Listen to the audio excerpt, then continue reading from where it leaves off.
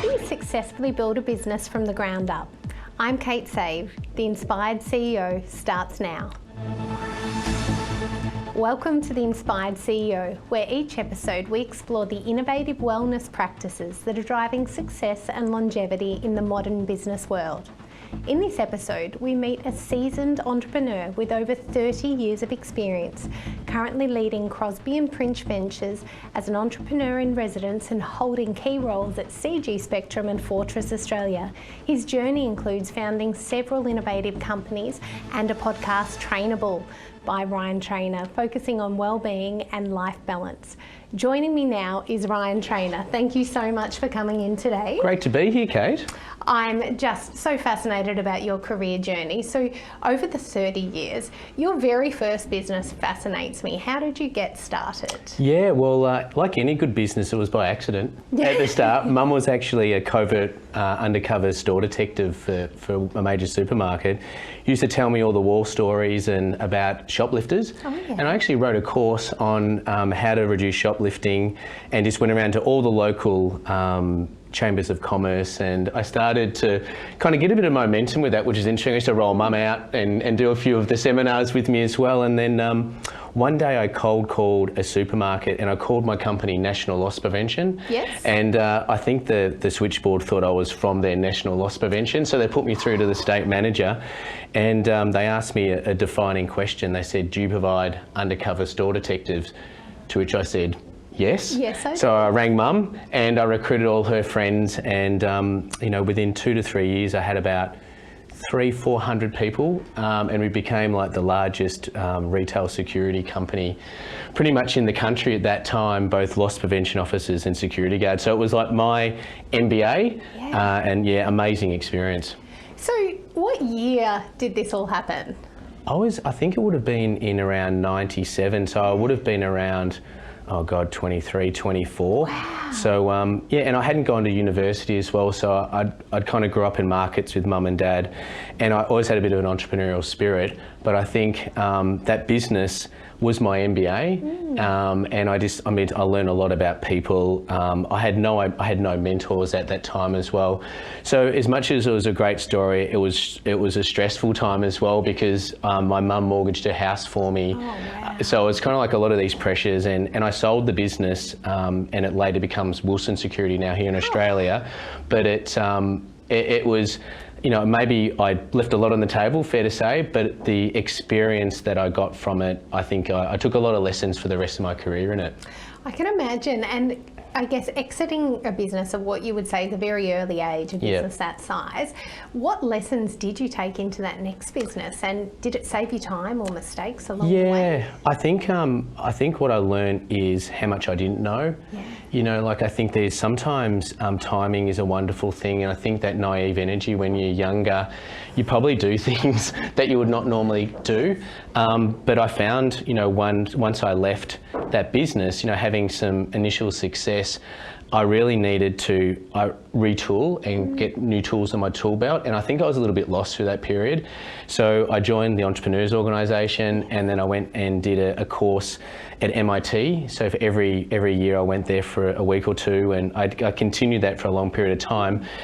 And I basically just shamelessly got ideas from all my classmates and tried to learn a lot more, and it was my education, and I was like, okay, what am I going to do next? And I learned a lot about debt. I learned a lot about how to actually run a company. So I guess it put more tools in the tool belt and kind of ready to go. What would you say one of the biggest challenges was?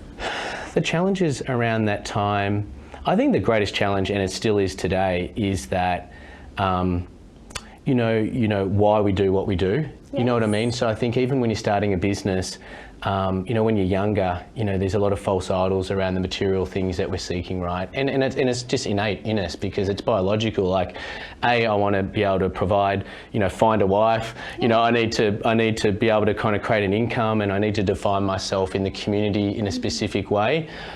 So I think for me, you know, having gone through several businesses now, and I'd love to say also some have gone terrifically well and some have gone terrifically, spectacularly bad, is that, you know, why do you do what you do, and how am I seeking this business to help define me in a specific way? Is it really what I want to do? So I think for me, the constant struggle is around that relevance and definition of identity as I'm kind of going through these cycles. And that's so interesting, because I think a lot of us get our energy from our why. So once you get over earning money and being able to buy the things you want to be, or buy the things you want to have, then it does become about the why, and that's what keeps you going. And when you lose that why for a little bit, how do you find you get your balance back again? What sort of fitness, health routines, or what helps you? Yeah, I think you know, for entrepreneurs that are listening, is that, you know, we talk about balance.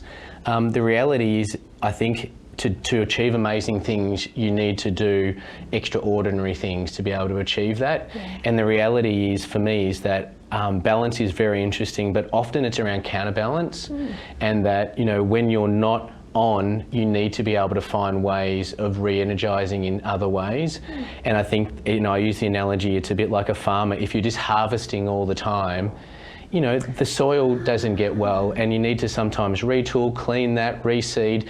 So I feel like it's a pendulum that keeps swinging, but you've got to make sure that there's some protected time for you. And I have not always got that right, so I'm definitely not preaching, but it's trying to make sure that, you know, you're not just harvesting all the time, you're still cleaning the tools and sowing the seeds and getting everything right so that you can be at your best. Such a great analogy. And I think if we were to think back on your entire journey, and it sounds like you didn't come from a lot, you didn't come with money and all those sorts of things, so you made this path yourself. What would be your proudest moments if you reflect back on your journey? Yeah, I think, to be really honest, I think about that a lot. And for me, you know, I start things, it's like a bit like mentalism, right? Like you have a vision and then you bring people together to help manifest that and kind of create energy behind it. So I love people, right? And I think, you know, if I think about businesses and people, you have people in your life for a reason, a season, or a lifetime.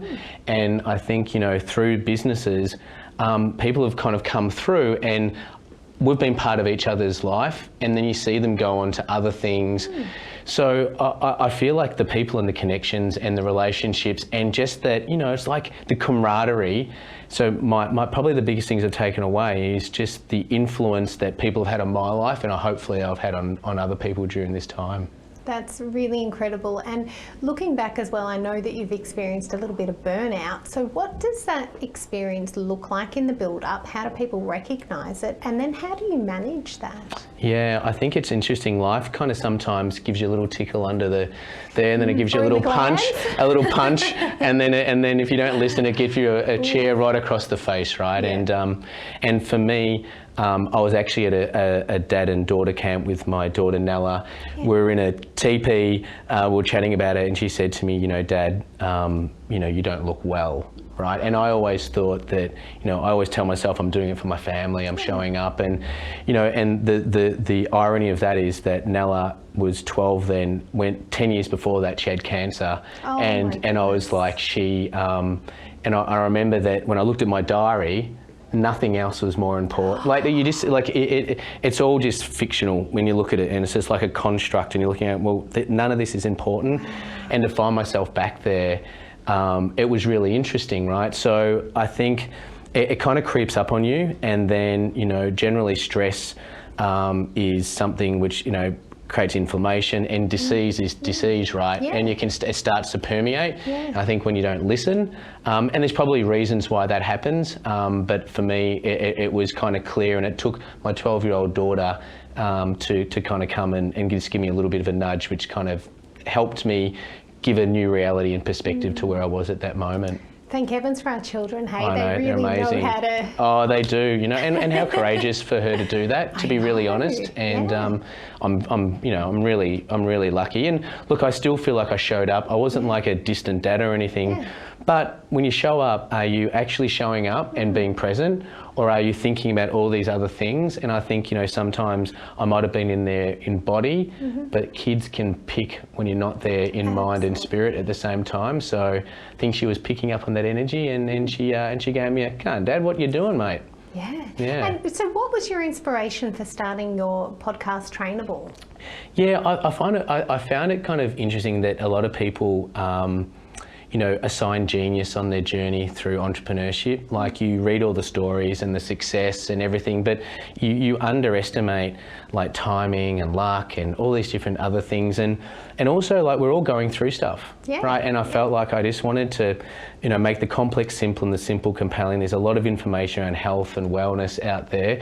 And I thought, wouldn't it be able to create a great space? And you came on, which was an amazing episode. And it just having honest conversations and just getting that authenticity back so people can really see how that's all going. And then I guess for me, it also helps me. It's like therapy. Like, you know, the reality is that, you know, today my reality could be, you know, this is a nerve-wracking experience with Kate, or I love speaking to Kate. So you kind of realise that, you know, our life in itself is just rendered through our thoughts. So, you know, thinking about health is, I might have had the physical right, but the way that I was experiencing life was being rendered through my thoughts. So I feel like I'm really interested in how people see the world and the reality that they see, and then, you know, and how we control our thoughts to be able to, you know, engage differently with the world. And I'm just so curious about that stuff. Yeah, great purpose for the podcast, and I guess having that vision for it means that you do get these incredible guests that tell their stories and so many learnings. Yes. And so last of all,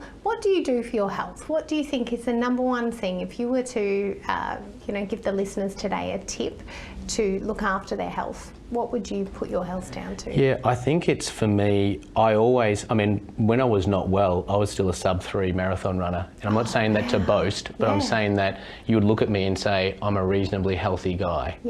But the reality for me is that, firstly, it's around routine, is that what is sacred to you? Like, that is not being selfish, that is how you turn up in your business, but more importantly, your family. And then for me, I struggled with meditation for a very long time, and then a big shift happened with me, and I feel like I, without fail, spend half an hour every morning now, and I do 3 things.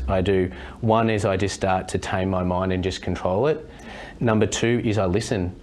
Because, you know, you read about people that have been highly creative over the years, and inspiration doesn't come from you, it comes through you. And sometimes I feel like I haven't listened enough. And then the third thing I do is, how am I going to show up, and how am I going to turn up as I walk in that door for my family? And I don't always get it right. And I just don't do those 3 things in the morning, and it feels like it sets me, and then just making sure I've got my fitness routine down pat in the morning. I love that. So it's just making those conscious decisions. So thank you very much for coming in. This is Ticker, and we will be right back. You're watching Ticker. We'll have more in just a few minutes.